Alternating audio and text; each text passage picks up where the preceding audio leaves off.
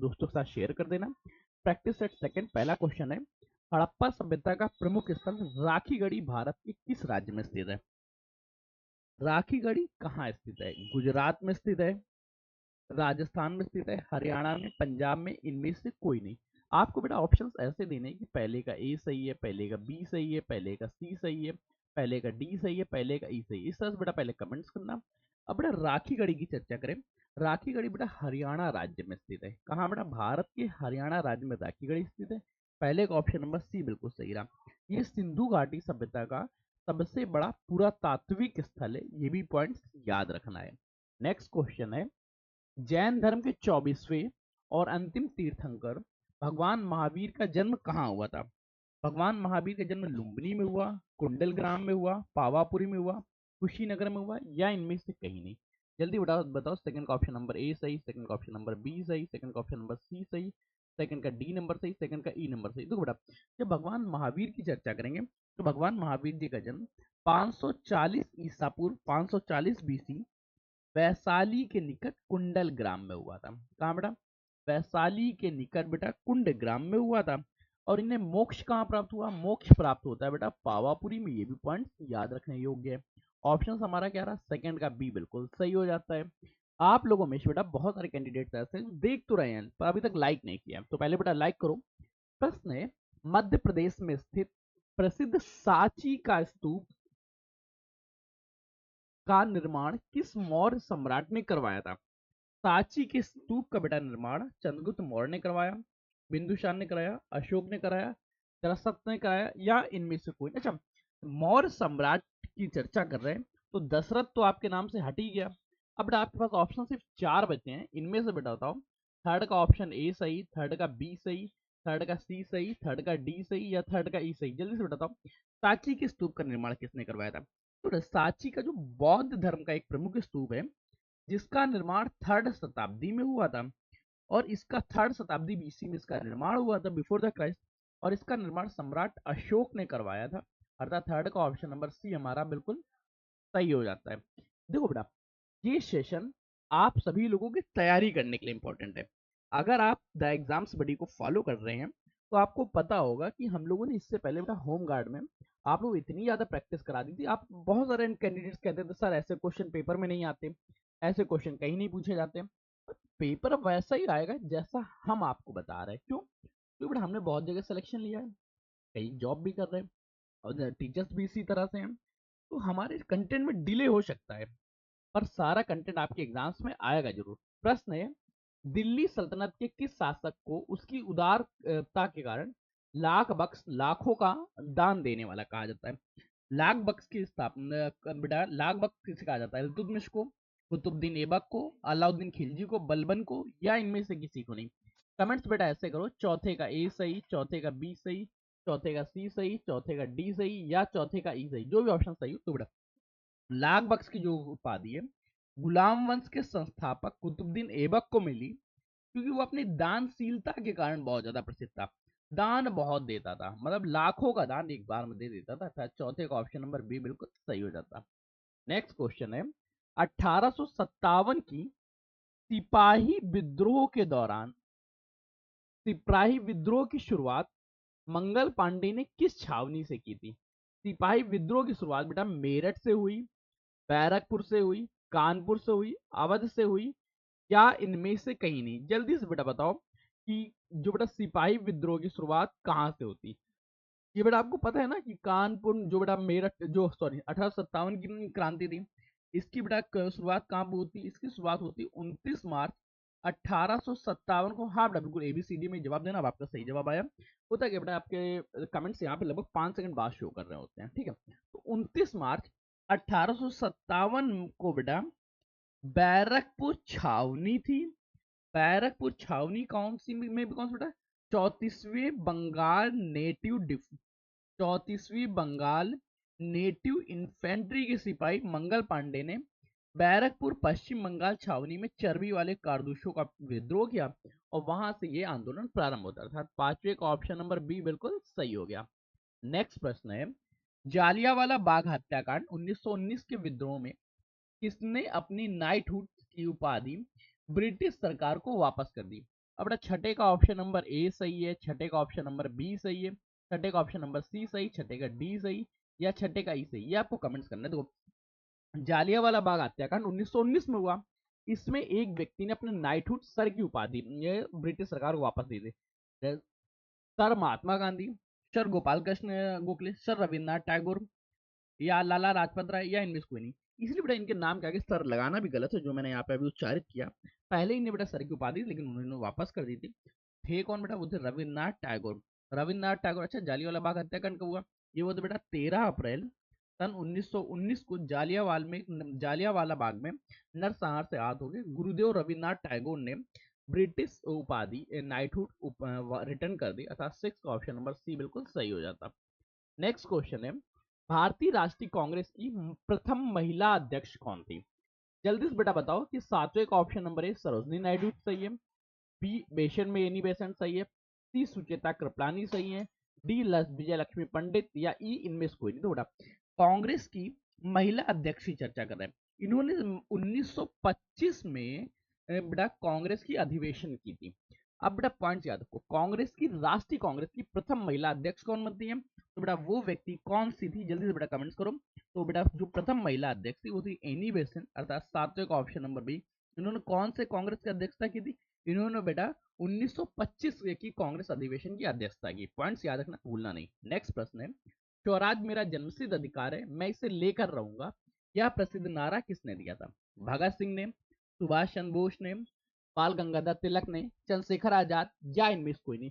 स्वराज मेरा जन्मसिद्ध अधिकार है, ये किसने नारा दिया? आठवें का ए सही है, आठवें का बी सही, आठवें का सी, आठवें का डी, या आठवें का ई? ऐसे बेटा आप लोग कमेंट्स करो कि कौन सा ऑप्शन सही है। तो बेटा स्वराज मेरा जन्मसिद्ध अधिकार है, ये बेटा किसने दिया था? जल्दी से बेटा बताओ। ठीक है बेटा, हाँ एक चीज ध्यान रखना इस क्वेश्चन को, 1925 की जो कांग्रेस का अधिवेशन था उसकी अध्यक्षता बेटा सरोजनी नायडू ने की थी। अगर आपसे प्रथम भारतीय महिला की चर्चा करें तो इसके लगाना। जब कभी प्रथम महिला अध्यक्ष की चर्चा करेंगे तो वो बेटा 1917 कलकत्ता का अधिवेशन था। 1917 बेटा क्या कलकत्ता का अधिवेशन था जिसकी अध्यक्षता एनी बेसेंट ने की थी। इस चीज को थोड़ा सा और बेटा अपडेट कर लेना। नेक्स्ट क्वेश्चन है बेटा, स्वराज मेरा जन्मसिद्ध अधिकार है, यह प्रसिद्ध नारा किसने दिया था? तो स्वराज मेरा जन्मसिद्ध अधिकार नारा है, ये 1916 के लखनऊ अधिवेशन के दौरान भारतीय होम रूल आंदोलन को प्रेरित करते हुए लोकमान्य बाल गंगाधर तिलक ने यह नारा दिया, अर्थात आठवें का ऑप्शन नंबर सी हमारा बिल्कुल सही हो जाता। नेक्स्ट क्वेश्चन है, भारतीय संविधान में मूल अधिकारों का प्रावधान किस देश से लिया गया? जो फंडामेंटल राइट्स हैं ये ब्रिटेन से लिया गया, रूस से लिया गया, आयरलैंड से लिया गया, यूएसए से लिया गया, या इनमें से कोई नहीं। तो बड़ा फंडामेंटल राइट्स की चर्चा करें तो फंडामेंटल राइट्स हमें बेटा कहाँ से देखने को मिलते हैं? फंडामेंटल राइट्स मूल अधिकारों की चर्चा कर रहे हैं। जब बेटा मूल अधिकार चर्चा करें तो अधिकार सबसे अच्छे किसी ने दे रखे तो यूएसए ने दे रखे, तो हम लोगों ने इसको भी यूएसए से अंगीकृत किया। नाइन्थ का ऑप्शन नंबर डी बिल्कुल सही। सबसे ज्यादा कर्तव्य हमारे साथ किसने निभाए? तो रूस ने निभाए। तो मौलिक कर्तव्य कहां से लिए? रूस से। दोनों पॉइंट्स बेटा याद रखना। मूल अधिकारों का वर्णन किसमें किया गया? आर्टिकल 12 से लेकर 35 तक भारतीय संविधान में वर्णित है, ये भी पॉइंट्स याद रखना। अमेरिकी संविधान में से बिल ऑफ राइट्स के नाम से जाना जाता है, ये भी पॉइंट्स याद रखना। अमेरिकी संविधान में क्या बोलते हैं? Bill of rights. Next question है, ध्यान से देखो, भारतीय संविधान का कौन सा अनुच्छेद अस्पृश्यता छुआछूत के अंत से संबंधित है? छुआछूत से संबंधित बेटा आर्टिकल 14 है, आर्टिकल 15 है, आर्टिकल 17 है, आर्टिकल 18 है, या इनमें से कौन सा? जल्दी से बेटा बताओ, अस्पृश्यता का अंत किसके तहत है? अस्पृश्यता का अंत का वर्णन आर्टिकल 17 के तहत किया गया। आर्टिकल 17 समानता के अधिकार के अंतर्गत आता है, जिसमें बेटा अस्पृश्यता का अंत, और ये बेटा ध्यान रखना एक ऐसा अधिकार है जो डायरेक्ट पनिशबल है, अतः 10th का ऑप्शन नंबर सी बेटा आपको याद रखना है। नेक्स्ट प्रश्न पे स्विच करो, भारत के राष्ट्रपति को उनके पद की शपथ कौन दिलाता है? राष्ट्रपति पद की शपथ बेटा उपराष्ट्रपति दिलवाते हैं, सीजीआई भारत के मुख्य न्यायाधीश दिलवाते हैं, लोकसभा अध्यक्ष दिलवाते हैं, प्रधानमंत्री, या इनमें से कोई नहीं। राष्ट्रपति को उनके पद की शपथ बेटा कौन दिलवाता है? जल्दी से बेटा बताओ। तो भारतीय संविधान में आर्टिकल 60 के अनुसार राष्ट्रपति को शपथ सुप्रीम कोर्ट के मुख्य न्यायाधीश दिलवाते हैं, या उनकी अगर मुख्य न्यायाधीश नहीं है तो जो वरिष्ठ न्यायाधीश होंगे वो दिलवाएंगे, मुख्य तौर पे सीजीआई, अर्थात 11वें का ऑप्शन नंबर बी हमारा बिल्कुल सही हो जाता है। इसी तरह से बेटा नेक्स्ट क्वेश्चन 12 नंबर, राज्यसभा की पदेन सभापति कौन होते हैं? ऑप्शन दो बेटा, 12वें का ए सही है, 12वें का बी सही है, 12वें का सी सही है, 12वें का डी सही है या 12वें का ई सही है। राज्यसभा के पदेन सभापति राष्ट्रपति होते हैं, भारत के उपराष्ट्रपति होते हैं, राज्यसभा के वरिष्ठ सदस्य होते हैं, प्रधानमंत्री होते हैं या इनमें से कोई नहीं। तो बेटा राज्यसभा के पदेन सभापति की चर्चा करेंगे जो भारत के उपराष्ट्रपति होते हैं, वहीं पे एक्स ऑफिशियो चेयरमैन होते हैं, अर्थात 12वें का ऑप्शन नंबर बी। इसका वर्णन भारतीय संविधान के आर्टिकल 64 और 89(1) के अनुसार भारत के उपराष्ट्रपति राज्यसभा के पदेन सभापति होंगे और वह संसद के किसी भी सदन के सदस्य नहीं होंगे। पॉइंट्स पूरा याद रखना। 12वें का ऑप्शन नंबर बी हमारा बिल्कुल सही हो जाता। नेक्स्ट क्वेश्चन, संशोधन द्वारा जोड़ी गई 11वीं अनुसूची में पंचायती राज में कुल कितने विषय शामिल हैं? पंचायती राज के अंतर्गत बेटा कुल 18 विषय हैं, 22 विषय हैं, 29 विषय हैं, 32 विषय हैं या इनमें से कोई नहीं। बेटा 73वें संविधान संशोधन द्वारा जोड़ी गई 11वीं अनुसूची के अनुसार कुल बेटा 29 विषय हैं, अर्थात 13वें का ऑप्शन नंबर हमारा सी बिल्कुल सही हो जाता। 11वीं अनुसूची में बेटा कितने विषय दिए गए? 29 विषय। किससे संबंधित है? कृषि से संबंधित है, सड़क से संबंधित है, ग्रामीण विकास से संबंधित है। नेक्स्ट प्रश्न है, किस संविधान संशोधन अधिनियम द्वारा मतदान करने की आयु 21 वर्ष से घटा के 18 वर्ष कर दी गई? 14वें का ऑप्शन नंबर ए सही है, 14वें का ऑप्शन नंबर बी सही है, 14वें का ऑप्शन नंबर सी सही, 14वें का ऑप्शन नंबर डी सही या 14वें का ई? तो बेटा ये वो प्रश्न है जो यूपी SSSC की नजर में आपके लिए बहुत इंपॉर्टेंट होने वाले और आपके सिलेक्शन में इंपॉर्टेंट देंगे। 21 से 18 वर्ष की गई मतदान करने की आयु 42वें संविधान संशोधन द्वारा, 44वें संविधान संशोधन, 61वां संविधान संशोधन, 66वां संविधान या इनमें से कोई? याद बेटा ऐसा याद रखना, हमेशा आपको मन में आना चाहिए 61वां संविधान संशोधन 1989। इसके तहत बेटा क्या है देखो, 8 9 9 1 9 दूनी 18 18 26 1 27 27 1 28 28 से 26 कुछ बन नहीं रहा, फिर भी याद रखो बेटा 1989 में 21 वर्ष से एज घटा के 18 वर्ष कर दी गई थी। इस तरह से याद रखना 61वां संविधान संशोधन 1989। जब कभी भी आप बोलो आपको सीधे याद होना चाहिए 61वां संविधान संशोधन 1989। इससे ये याद रहेगा संविधान संशोधन और उसका ईयर याद हो जाएगा। 89 में 21 से एज बेटा 18 कर दी गई है। पॉइंट्स। और नेक्स्ट प्रश्न है, भारत में नियंत्रक एवं महालेखक परीक्षक कैग की नियुक्ति संविधान के किस अनुच्छेद के तहत की जाती है? Controller auditor general. जहां कैग पूछे कंट्रोलर ऑडिटर जनरल, इसकी नियुक्ति आर्टिकल 76 में की जाती है, आर्टिकल 148, आर्टिकल 280, आर्टिकल 324 या इनमें से कोई नहीं। तो बेटा कैग की नियुक्ति भारतीय संविधान में आर्टिकल 148 के तहत की जाती है, आर्टिकल 148 के तहत कैग की नियुक्ति की जाती है। कैग क्या है?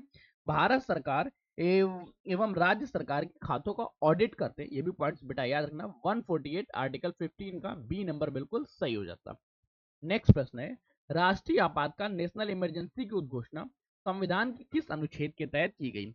इस बेटा राष्ट्रीय आपातकाल की घोषणा आर्टिकल 352 के तहत, 356, 360, 368 या इनमें से किसी के नहीं। दो बेटा जो राष्ट्रीय आपातकाल नेशनल आपातकाल की घोषणा होती है, इसकी घोषणा तो आपातकाल कैसे है?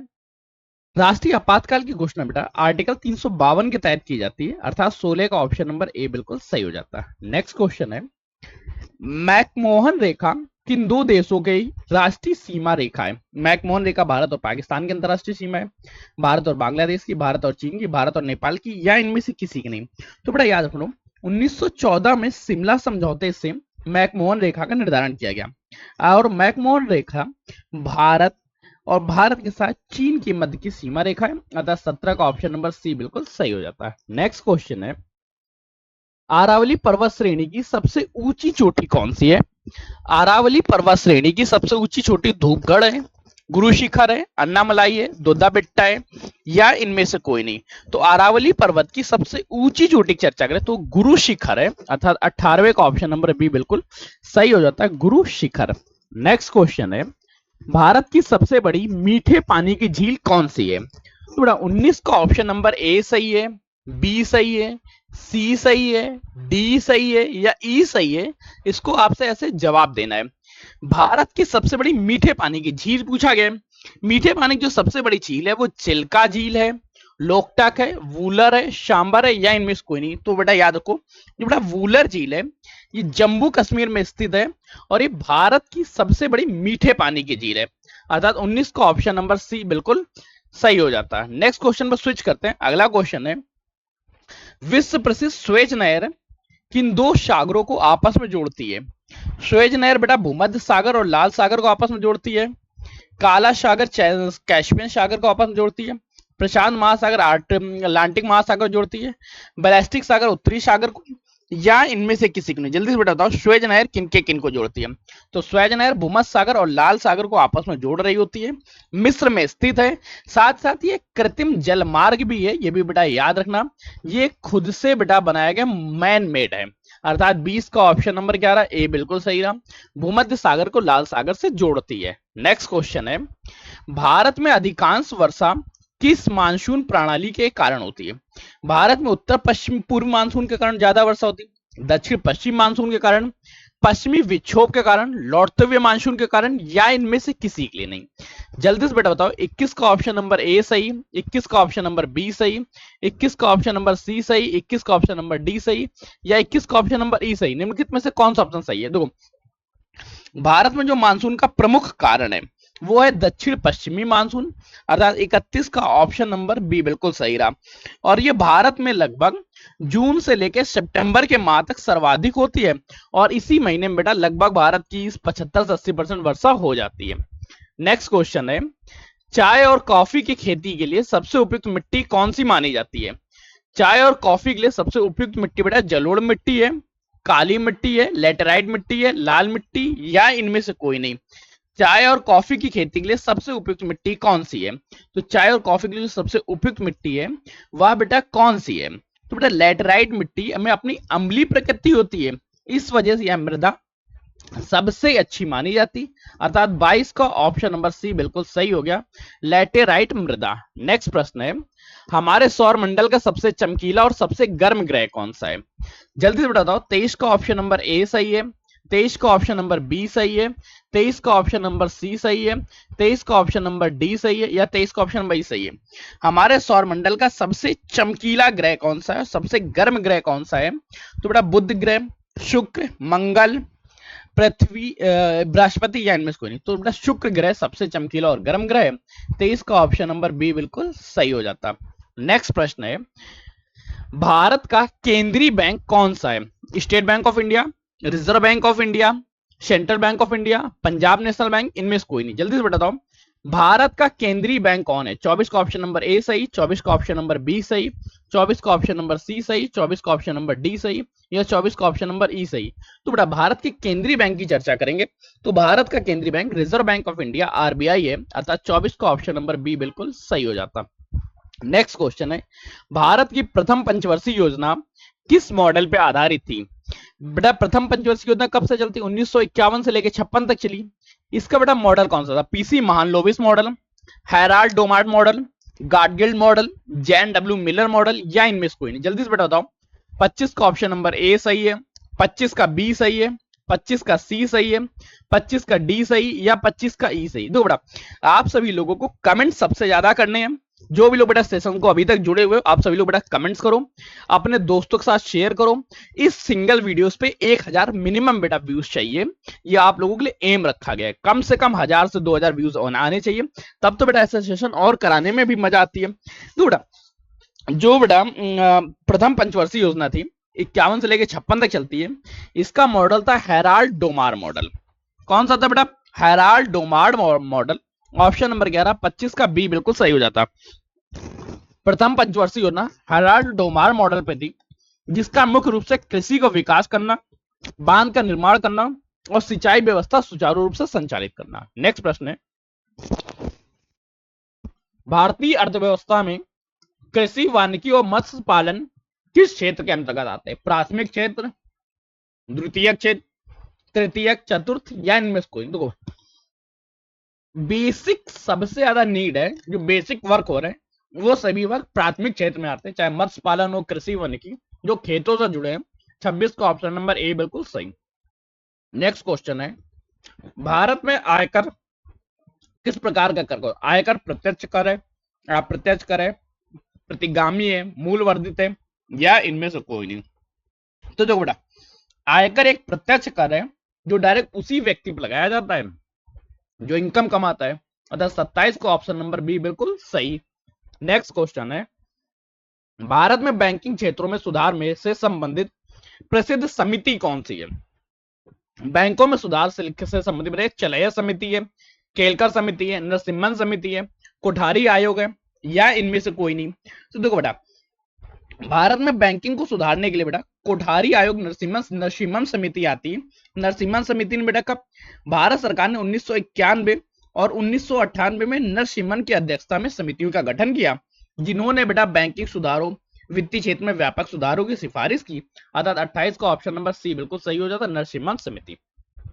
नेक्स्ट क्वेश्चन है, भौतिकी में बल का एसआई मात्रक कौन है?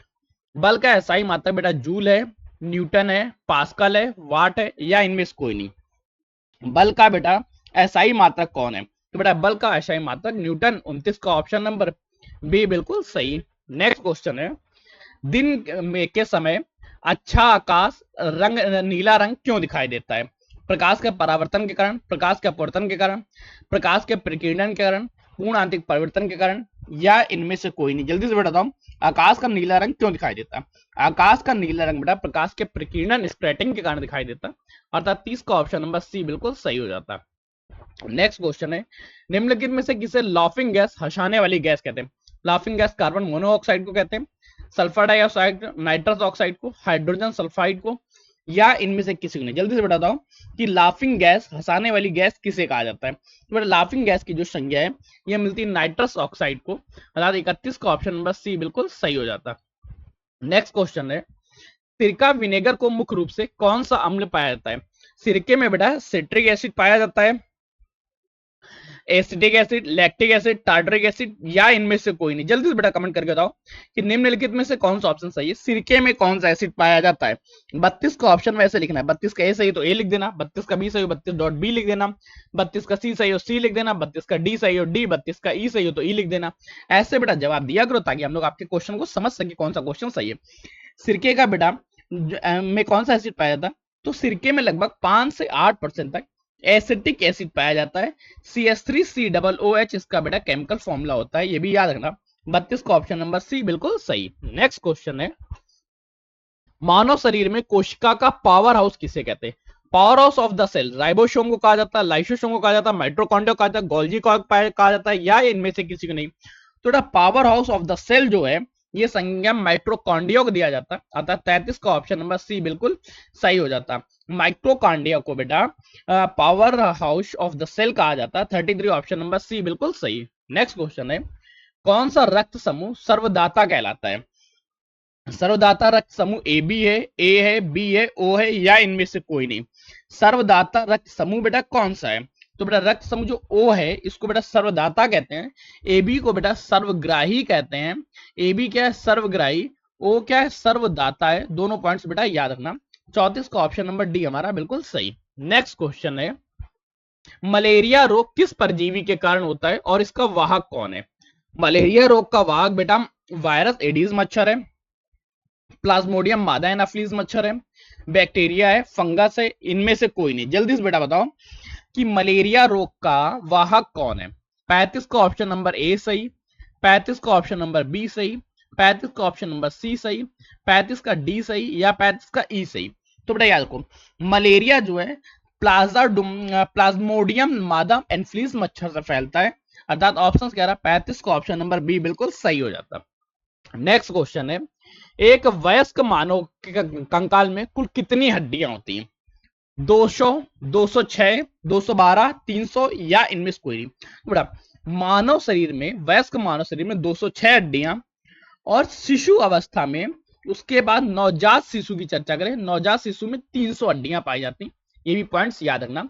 36 का ऑप्शन नंबर तो हमारा बी सही हो गया, पर अगर यहाँ शिशु की पूछता नवजात शिशु की तब 300 हड्डियां। नेक्स्ट क्वेश्चन है, क्षेत्रफल की दृष्टि से उत्तर प्रदेश का सबसे बड़ा जिला कौन सा है? उत्तर प्रदेश का सबसे बड़ा जिला क्षेत्रफल की दृष्टि से प्रयागराज है, सीतापुर है, लखीमपुर खीरी है, हरदोई है, या इनमें से कोई नहीं। तो याद रखो बेटा सबसे बड़े जिले की चर्चा करें तो लखीमपुर खीरी है क्षेत्रफल की दृष्टि से, 37 का ऑप्शन नंबर सी बिल्कुल सही रहा। कितना? 7680। और वहीं बेटा सबसे छोटे की चर्चा कर रहे हैं, तो सबसे छोटे की बेटा कमेंट्स करके बताओ। नेक्स्ट प्रश्न है, भारतीय दलहन अनुसंधान संस्थान उत्तर प्रदेश में कहां स्थित है?